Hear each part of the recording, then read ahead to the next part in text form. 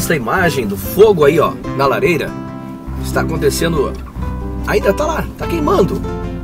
A tora de lenha tá queimando ainda nesse momento. Isso é aqui em São Gabriel, Rio Grande do Sul.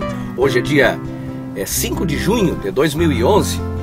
Tchê, eu quero dizer pra vocês o seguinte, rapaz, é fantástico o cara ter uma prenda. E pra prenda é importante ter o seu peão, né, o seu gaúcho. Então vocês vão ver agora algo que eu presenciei. Tchê, é fantástico mesmo, cara. Eu não consigo descrever aqui. O guri, o peão aí tem 85 anos, mais ou menos. É 85, 86. E ela 75, 76.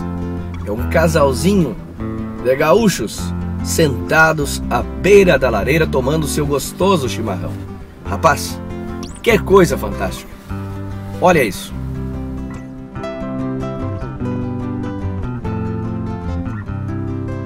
São Gabriel, casa da vó Neuza.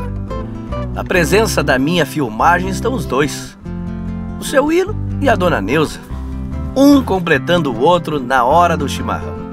Um enche a cuia, o outro esvazia, e assim eles vão proseando enquanto as toras de lenha se somem no meio da chama.